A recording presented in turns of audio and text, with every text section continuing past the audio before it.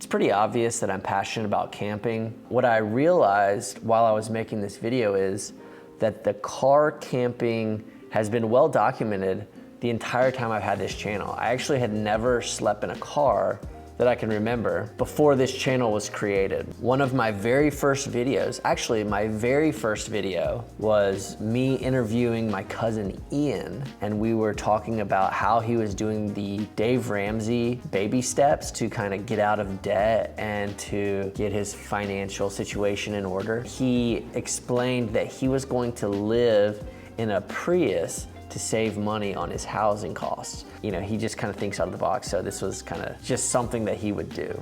You know, living in your car is pretty extreme, so what he decided to do was sleep in his car for a week at this summer camp that we go to every summer called Canuga. What we did was we took the front passenger seat out of his car, we built a little platform to create a bed that he could sleep in, but the funny thing was, like, his feet were in the front seat and then his body was like turned sideways, laying in the car. Yo, it's Ian. I'm sleeping in my car. It's pretty sweet right now. My cooler's over there. I took out the seat. I got this platform thing in here in my bed. I got a pillow over here, and then like all my clothes and shit are in the back, and like it's actually really comfortable right now, so good night. This kind of killed two birds with one stone. He got to see if he was actually interested in sleeping in a car, because in theory it sounds good, but then like when you start to do it, you might have a whole nother reaction. So he was able to test it out and save a little bit of money on lodging at the summer camp that we go to. By the end of the week, he had killed the battery multiple times and the car was starting to smell like mold. He actually never followed through with sleeping in the car, but he's also a car camper as well. We've been on a few road trips together. And then Mariah and I, like a few videos later, filmed our very first car camping road trip. We were going to Charleston for Mariah's sister's birthday, and Mariah and I decided to go down a day early and camp in a Walmart parking lot and just kind of test it out, see how it is. I prepared the car for it. We got rain guards so that we could crack our windows. I cut out these little inserts for the windows for privacy so people didn't know we were in there sleeping. I bought a fan. We were committed at this point. I was excited. I was having fun. And it was one of my first videos. So that was the first real car camping experience that we did. And I just like that it's all documented on this channel. I never really noticed. After a few years of using those homemade inserts, we finally lost one, so I'm gonna go make some new ones. I'm gonna make two for the front seats, which I never made initially, and then I'm gonna make the one that we lost. I'm gonna show you guys how I made that insert, just in case you feel like sleeping in your car and you want a little privacy. It also insulates the car, so like if you're in a cooler environment, it'll actually keep a little bit of warmth in there. The second project that I'm gonna show you guys is I wanna create a little awning that goes on the side of the vehicle that comes out a bit, maybe like 8 feet, and it's gonna be a spot for us to sit when the sun is out. And I'm going to use this really special material called Mylar. Every summer, me, Mariah, Ian, Shirley, we all go to this music festival called Imagine Music Festival. It's in September, it's in the middle of Georgia, and it's hot. You can't sleep in because the tent becomes an oven. As soon as the sun starts hitting it, the temperature goes up by like 30 degrees quickly. So one year, I wanna say Ian had 25 of these little emergency blankets that you like keep in your car in case you get like stranded or something, and you wrap up in it, and it kind of reflects the heat back inside of you. So we taped all these reflector things onto the tent, and it kept the temperature in the tent so much cooler that you could actually sleep in the morning. I bought a roll of it. It's 4 feet by 100 feet. And I'm gonna use this at Imagine this year to cover my canopy and my tent, but I'm gonna use this to create the awning. All right, so I'm actually gonna start with the awning since I'm already up here and I have most everything I need. All right, so basically what I'm gonna do, 2 sections of 7 feet is gonna be just fine. Perfect. Now that's one. So my idea is to lay them next to each other. This is huge, way bigger than I expected. Might be too big, honestly. So let's see if we can tape this up. Does not have to be perfect because it's gonna get messed up over time anyway. And it didn't cost that much. This whole roll was only 50 bucks. I'm happy I got 100 feet of it because I have lots of ideas. I think if this one doesn't work out for the awning for the car, I'm gonna actually use this for the tailgate tent. Okay, nice. That is great. Look, all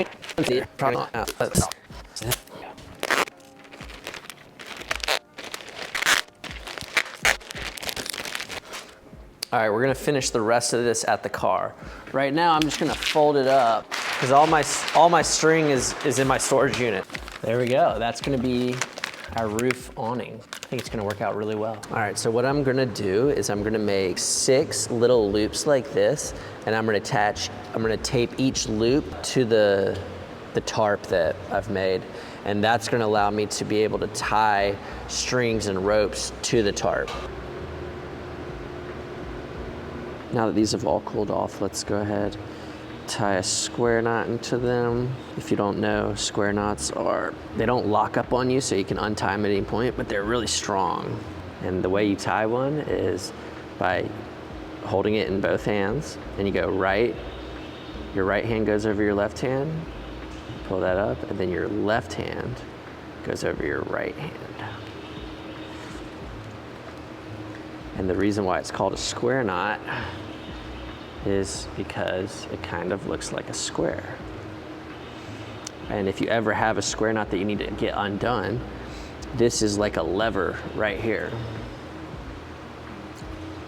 It's like a lever. What you do is you just push that lever and then it unlocks it. And then you can get it undone.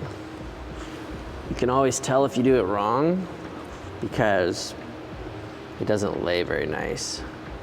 So I'll do it the wrong way. This is called a granny knot. You see how ugly that is? And that'll tighten really tight and you won't ever be able to get it undone. Well, you can get it undone, but it'll be hard. I'm gonna put one here, one here, nope, one here, one here, and then maybe one here. And then one on each corner of this side as well. I learned this from the last time. Go ahead and untie it. Tape a nice healthy chunk on there. Something like that. There we go. We got another anchor. I'm just gonna do the last ones real quick. When I pulled on the rope, it actually cut the tape. So I'm just gonna go through and reinforce all of it with a healthy amount of duct tape. That gives it enough reinforcement so it won't tear. Now that's pretty strong right there. That's good.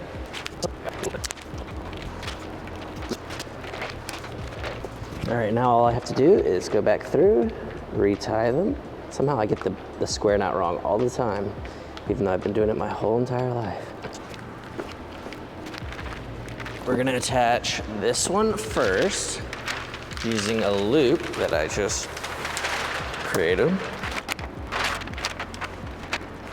This is basically what it's gonna look like.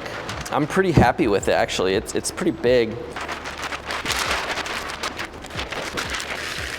And it folds up somewhat easy. All right, we're gonna test that out, hopefully tomorrow before this video comes out. Let's just go ahead and knock out the Reflectix. I'm just gonna use this template that I already have from last time because I know that it's the perfect size. I'm just gonna trace around it. And I find that it's better to go a little bigger than you think because you can normally stuff it behind the plastic. And if you don't make it big enough, then it won't sit in there snug and it will fall out.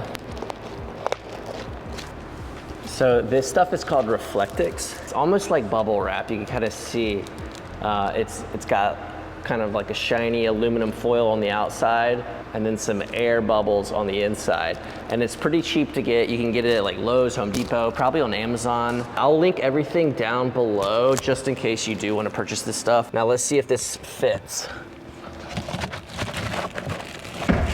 Fits like a glove. Love it. Now for more of a challenge, but probably more helpful for you guys if y'all are actually gonna do this. All you do, I'm just gonna go ahead and do a rough cut because I think it's gonna be, just from eyeballing it, it's gonna be about this big. All right, so this is gonna make it a little easier to work with. We're gonna use this bottom one. What I'm gonna do is kind of fold it to fit like this. Let's start on this corner right here, okay? The bottom corner is good. I'm gonna press that in there, right there. So I'm gonna kind of take my marker, kind of push it into the crevice.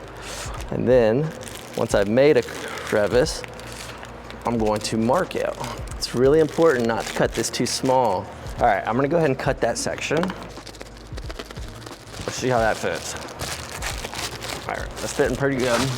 All right, I did a good job of not cutting too much off. I'm gonna start in this corner now. What I'm doing is I'm really pushing that marker in there, and that's where I'm gonna mark. Let's start working on this top edge. The corners are actually some of the most important spots to pay attention to, because if you can get those extra big, that's where all the kind of the weight gets held. You see how that corner doesn't really fit, but then you can tuck it up in there, which is exactly what you want. All right, we're gonna work our way down just a little, and that is just snug. Push that marker in there. There we go, last bit.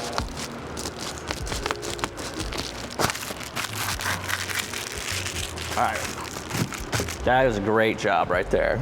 We have these rain guards, and we do that so that we can crack the windows and let the humidity out. So now what we need to do, I think what we need to do is cut this section out right here. That way when you roll down the window, you have some ventilation. Now the great thing about this is we have a template.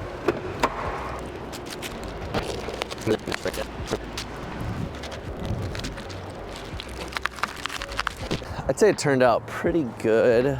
Now that the wind's died down a bit, I think what I would do actually, since the sun's coming from this side, I probably need to lower this tent stake like that.